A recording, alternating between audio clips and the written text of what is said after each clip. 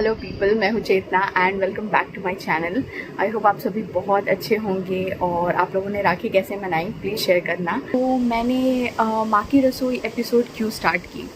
Actually मैं एक serial देख रही थी और उसमें मैंने देखा कि एक अंकल होते हैं, वो अपनी वाइफ को ये कहते हैं कि तुम अपने पीछे क्या छोड़ के जाओगे, विरासत में तुम्हारे पास देने के लिए है ही क्या, जो गहने जो तुम्हें ससुराल या मायके से मिले होते हैं वही। वो आंटी को इतना बुरा लगता है कि मतलब वो रोने लग जाती हैं कि सही बात है, मेरे पास तो कुछ अपना होता ही नहीं है, जो हम पूरी ज़िंदगी हाउसवाइफ्स की तरह निकाल देते हैं। और आज तक हम मतलब बहुत ऐसे होंगे जो थैंकफुल होंगे कि आपने मुझे खाना खिलाया, पर बहुत ऐसे होते हैं जिनको कोई वैल्यू ही नहीं होती। उनके घर में मदर हैं, वाइफ हैं, उनको कदर नहीं होती कि वो हमारे लिए कितना करते हैं। सो फिर मुझे इससे एक आइडिया आया कि हम कभी थैंकफुल नहीं होते।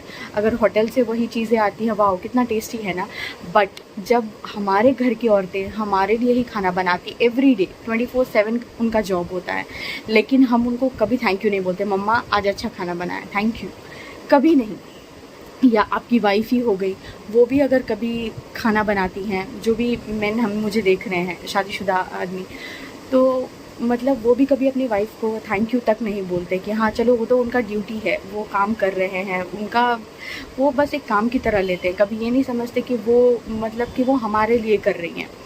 तो मतलब इसलिए मैंने सोचा कि जस्ट मतलब कहते हैं ना कि वो उनकी विरासत है जो हमें वो अपने वो, क्योंकि उन्होंने भी वो ट्रैवल टाइम देखा होगा, मतलब उन्होंने भी उतना ही सफ़र किया होगा, मतलब सीखा होगा खाना बनाना है, ये करना है, वो करना है, मतलब कितने सारे प्लान्स होते हैं। पर अल्टीमेटली हाउसवाइफ बन के उनकी लाइफ वहीं पे स्टॉप हो जाती है। अब जाके लोग बातें करने लगे हैं, बट पहले ऐसा नहीं होता था। सो उनका काम क्या था, खाना बनाते हैं, बस खिला दो 3 टाइम, पर उस खाना बनाने के पीछे जो मेहनत लगती है वो लोग नहीं देखते थे। सो बस इसीलिए मैंने ये एपिसोड स्टार्ट किया है कि मैं आपको बता सकूँ। ऐसे बहुत सारे फूड चैनल्स हैं जिसमें लोग बातें करते हैं कि ऐसे करना है, ये करना है, पर उनके पीछे की जर्नी वो लोग नहीं देखते। तो बस ये एक थैंक्स गिविंग है to all the mom housewife sisters जो भी मतलब कि बैक एंड में काम करते हैं, बट कभी उनको उतना क्रेडिट मिलता ही नहीं।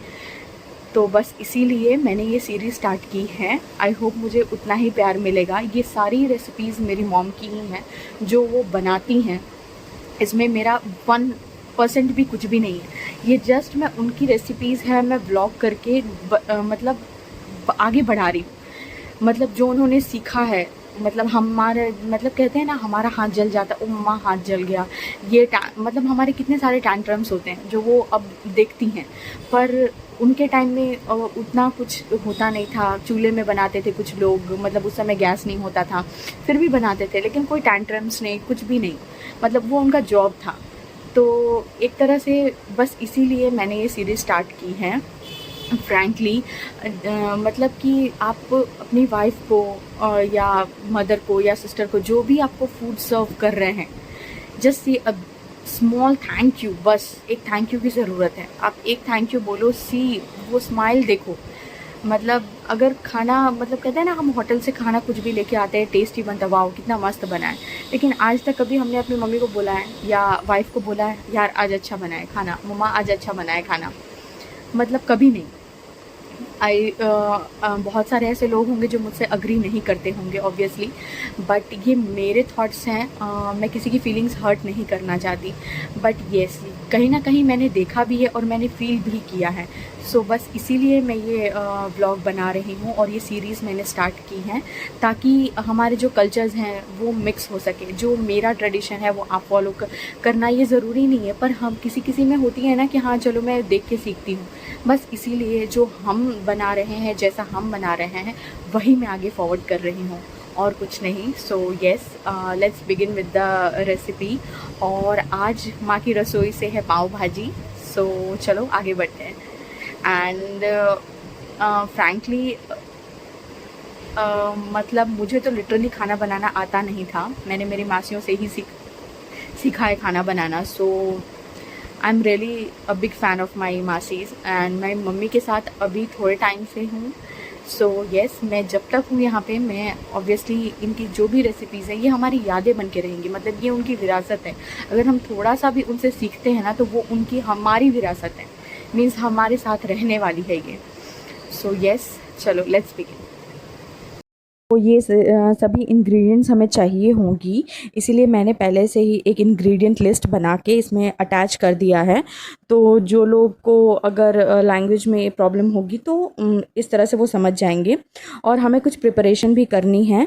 तो प्रिपरेशन में हमें ये करना है कि जो टमाटर है, ऑनियन है और शिमला मिर्च है, ये तीनों को हमें बारीक बारीक चॉप करना है। ये हमें पहले से ही प्रिपेयर करके रखना होगा। फिर ग्रीन चिलीज़ हमें चाहिए, वो भी चॉप करना है। और धनिया पत्ता, वो कोरिएंडर जो है वो भी हमें लेना है, और वो हमें गार्निशिंग के टाइम पे चाहिए होगा, तो आप एंड में भी उसको चॉप कर सकते हैं। ये 2 मसाले हैं जो हमें चाहिए होंगे, पाव भाजी मसाला और गरम मसाला। आप कोई भी ब्रांड का ले सकते हो, हम ये 2 ब्रांड यूज़ करते हैं इसलिए। तो यहाँ पे हमें जिंजर गार्लिक और टोमेटो और अनियन, इसका पेस्ट बनाना है। एक टमाटर अगर आप ले रहे हो उसका हाफ़, और 10-12 कलियाँ, हाफ़ अनियन और जिंजर, 1 इंच जिंजर, इसका पेस्ट बनाना है।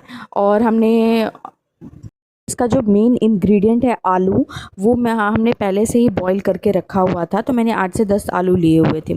पाव भाजी का स्पेशलिटी ये है, अगर उसको टेस्टी बनाना है तो इसके लिए आपको ऑयल में कंजूसी नहीं करनी है। कम से कम 5 to 6 टेबल स्पून आपको ऑयल चाहिए।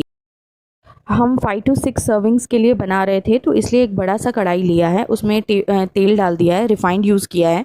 और तभी एक साथ ही जितने भी चॉप्ड सब्ज़ी हैं वो सब, इमली को छोड़ के, इमली टैमरिंड पल्प को छोड़ के, जितनी भी हमने चॉप की हैं सब्ज़ियाँ वो सभी, यहाँ पे आप मटर भी डाल सकते हैं, फ्रोज़न पीस भी डाल सकते हैं। हमारे पास नहीं था, जो भी अवेलेबल था वही हमने यूज़ किया है। तो ये सबको डाल के, और एक बात का ध्यान रखें, ये जो कड़ी पत्ता है ना वो भी आपको इसी में टाइम पे डाल देना है। मतलब कुछ लोग क्या करते हैं, बहुत अच्छे से फ्राई करते हैं उसके बाद डालते हैं, नहीं, आप सब साथ में डाल के ही उसको पकाना है। और फिर यहाँ पे सॉल्ट डाल दिया ताकि उसको गलने में थोड़ा टाइम ना लगे। फिर जो मसाला हमने प्रिपेयर किया था उसमें हमें हाफ़ टी स्पून हल्दी, टर्मरिक डालना है, 2 tablespoon red chili powder, 1 tablespoon black pepper and cumin seed powder, 1 tablespoon coriander powder, 4 tablespoons of pav bhaji masala and half teaspoon of garam masala. ये हमने एक साथ मिक्स करके रखना है। और फिर जब वो जो हमारा मिक्सचर है, वो जो वेजिटेबल्स है, वो जब हमारे गल जाए तब उसको हमें साथ में मिला देना है। तो ये रहा, मम्मी ने साथ में सब कुछ मिला दिया था। फिर इसको हमें अच्छे से फ्राई करना है। मीन्स जो जिंजर गार्लिक पेस्ट जो बना है उसका कच्चापन टेस्ट जाने तक हमें उसको फ्राई करना है। और साथ में क्या होगा ना कि मसाले भी पक जाएंगे और जो सब्जियां हैं वो भी पक जाएंगी, तो उससे क्या होगा ना, टेस्ट बहुत अच्छा आता है। जब साथ में सब पकते हैं ना तो सब एक, मतलब वो सारा टेस्ट जो होता है ना, मसाला वो बाइंड हो जाता है, तो वो बहुत अच्छा टेस्ट आता है। तो इसको अच्छे से पकने देना है। मीन्स आराम से आपको समझ लो 5 to 10 मिनट्स इसको पकाना है। तो आप ढक के पका सकते हैं सो दैट वो अच्छे से पक जाए।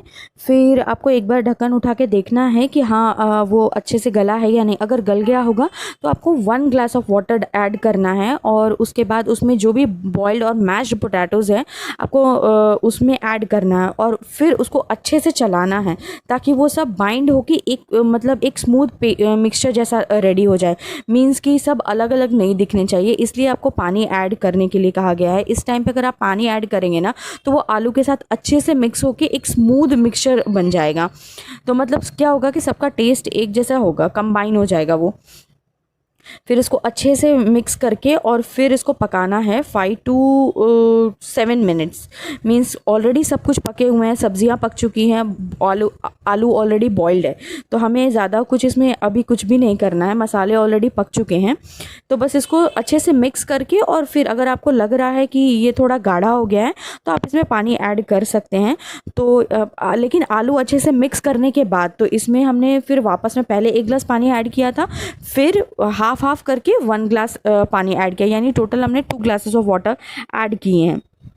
और ये लास्ट प्रोसीजर है, मतलब इसके बाद आपको कुछ भी नहीं करना, जो करना है बस इसी टाइम पे पानी ऐड करके फिर इसको रख देना है। पकने के लिए, थोड़ा सिमर होने के लिए रख देना है। जैसे वो एक उबाल आने लग जाए ना, उसके बाद अच्छे से एक बार मिक्स करके और फिर इसको टर्न ऑफ कर देना, क्योंकि ऑलरेडी सभी सारी सब्जियां मिक्स हो चुकी हैं, पक चुकी हैं। तो अब ज़्यादा पकाने से मतलब क्या है, उसका टेस्ट बिगड़ना शुरू हो जाएगा। और फिर हमें लास्ट में टैमरिंड जो इमली है ना, वो पल्प ऐड करना है।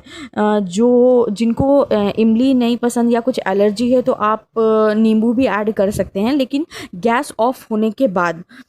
वरना मतलब क्या होगा ना कि उसमें जो फ्लेवर है ना वो कुछ अलग ही टेस्ट आने लगता है। तो गैस ऑफ करके उसके बाद आप इमली या नींबू का रस ऐड करें। तो ये मम्मी टेस्ट कर रही थी। तो बस ये हमारा कंप्लीट हो चुका है।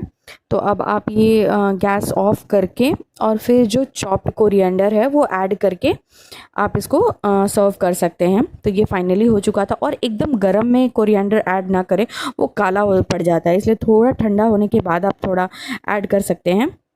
और ये रहा पाव, इसको बटर के साथ सेक रहे हैं।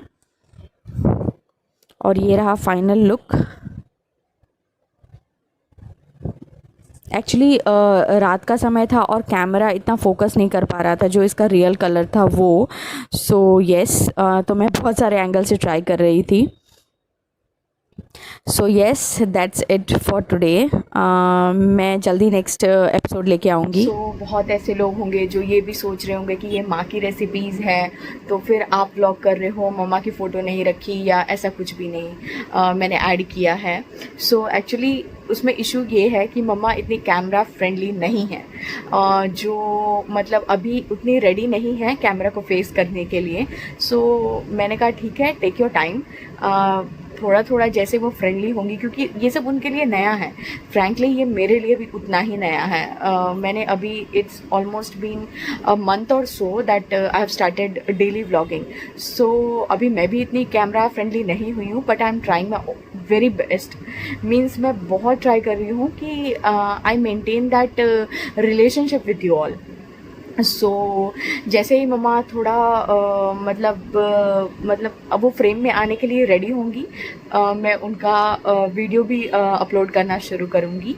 सो अलग अलग लोग के अलग अलग तरीके होते हैं, हमें किसी के से कोई ऐसा कंपटीशन नहीं है। बस ये हमारा तरीका है बनाने का जो हमें अच्छा लगता है, तो इसीलिए हमने ये डाला है। तो एक बार आप ज़रूर ट्राई करना। मैं ये नहीं बोल रही हूँ कि सभी को ये पसंद आने वाला है, बट हाँ, एक बार ट्राई करना तो बनता है। आप लोग जब तक जब हम कुछ नया करते हैं ना, तो हमें बहुत ऐसे लोग होते हैं जो पीछे खींचते हैं कि अरे ये क्या कर रहा है, ऐसा है वैसा है, बहुत लोग बोलेंगे। बट एक बार ट्राई ज़रूर करना। कुछ नया चीज़ जब भी हम ट्राई करते हैं ना, तो बहुत ऐसे लोग पोक करने आ जाते हैं कि अरे ये क्या है वैसा है। तो प्लीज़ उनकी बातों पे ध्यान ना दें। एक बार ट्राई करने में, कोई भी चीज़ नई ट्राई करने में कोई प्रॉब्लम नहीं है। आप अगर फर्स्ट टाइम भी अगर आप अपनी मम्मी को थैंक यू बोल रहे हो, मम्मा बहुत अच्छा खाना बना है, प्रेज़ करना ज़रूरी है। उनकी एफर्ट्स हम कहीं मैच नहीं कर सकते। जो भी मतलब मैं ये नहीं बोल रही हूँ कि सिर्फ हमारी मम्मी है, भाभी है, जो भी हो, सामने वाला जो भी हो, irrespective of gender, female male जो भी हो, मतलब आप बस उनको एक थैंक यू बोलो कि हाँ, प्रेज़ करो कि हाँ आपने अच्छा बनाया है। अगर नहीं भी बना है तो आप उनको बताओ कि एटलीस्ट हाँ तुमने ट्राई किया, वेरी वेल। मतलब ट्राई तो करना बनता है ना कि हाँ आपने ट्राई किया। जहाँ पे लोग ट्राई भी नहीं करते, वहाँ पे अगर कोई ट्राई करके इतना आगे बढ़ रहा है तो हमें उनको प्रेज़ करना चाहिए। और haters, all the best. I really don't care अगर आप मुझे हेट कर रहे हो, नेगेटिव कमेंट्स रख रहे हो, आई रियली डोंट केयर। ये मेरी फीलिंग्स है जो मैं I am venting out through this vlog, that's it. And yes, if you really like this vlog, do like, share, comment and subscribe to my channel, that is Chetna Ajay Kumar. Bye bye, good night.